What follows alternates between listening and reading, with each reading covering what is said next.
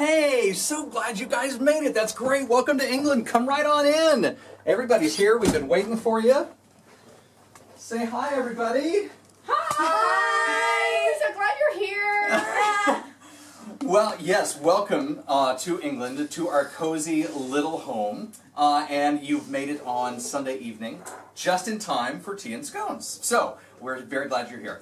And we wanted to tell you a little bit about what we took away from Green Lake. And it's this, it's community. It's how God builds families, takes people from all walks of life, all over the world, and makes them brothers and sisters. And we hope and pray that that is still something that you are teaching and learning there at Green Lake.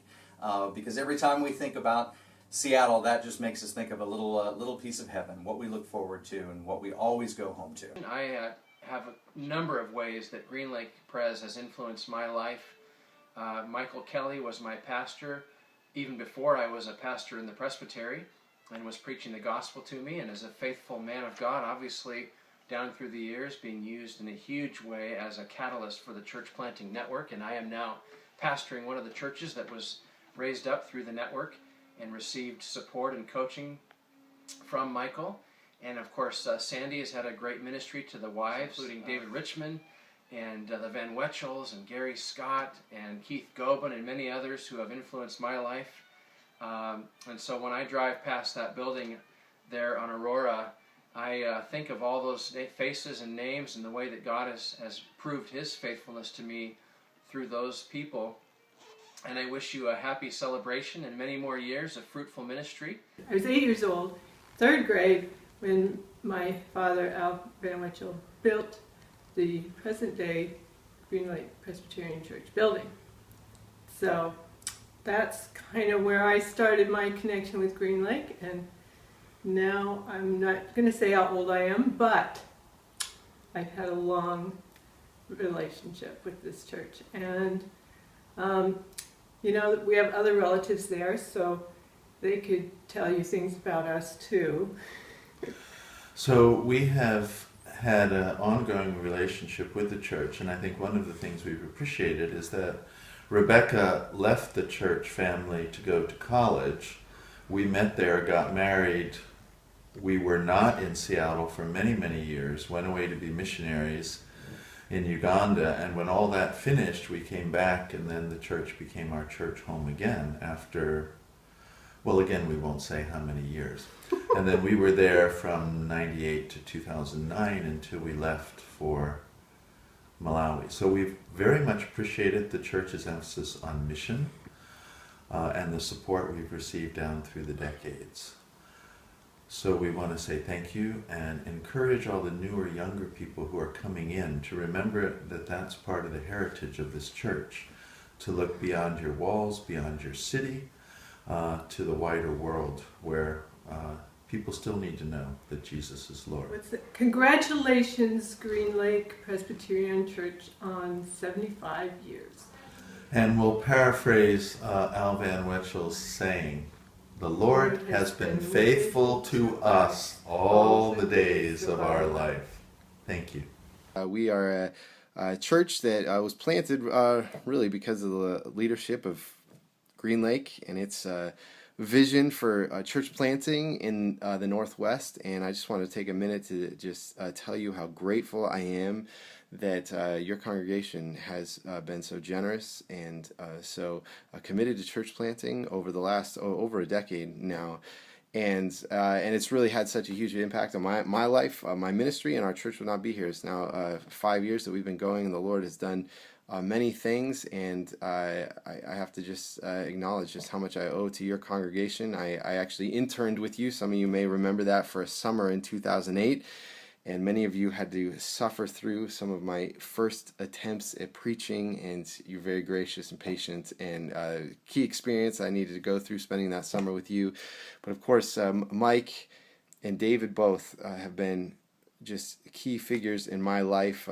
Mike has been a mentor to me. He really supported our work and believed in what God was doing up here, and got behind us, and has really been there for me numerous times over the last really 5 years, and over that while I was in seminary as well.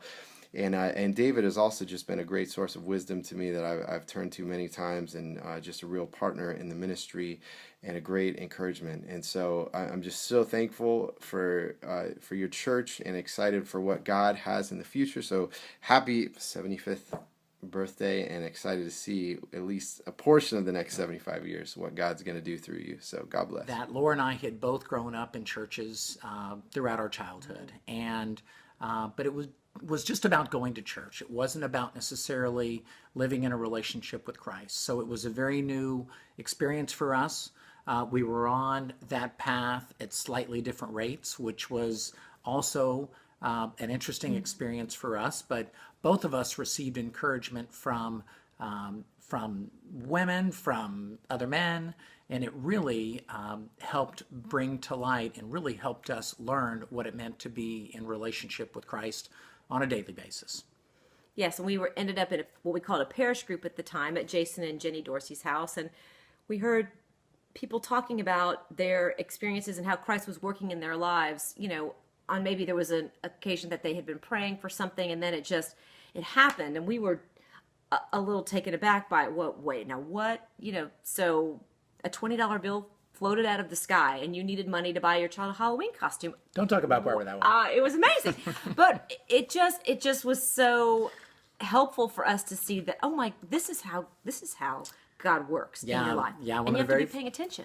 Yeah, one of the very first questions conversations we had as a couple related to, is it that Christ is not speaking to us, or that God is not speaking to us, or we're not really able to hear him?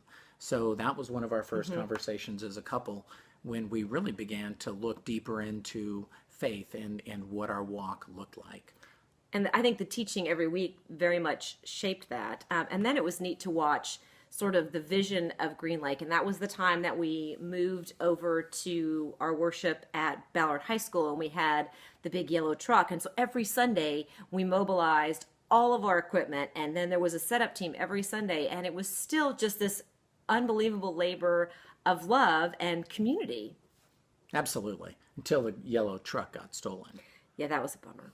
Yeah. There's so many things that were such a gift that Green Lake gave to us. And we moved here, and it was a really tough adjustment. I mean, I think Green Lake was one of the things I probably missed the most. And I remember talking to Pastor Kelly after we had moved, and he said, but what a travesty would it be if you didn't miss it, if it hadn't had a special place in your heart. Right. So, so thank you to Green Lake for being so much of our experience in Seattle, and for being such a great part of our lives. Yeah, and for showing us what the love of Christ really means, and for representing that and living that community. It has made a tremendous difference in kind of how we see our role in God's church here in Southlake. So from Southlake, Texas, happy birthday, Green Lake. We miss you. Keep up the good work.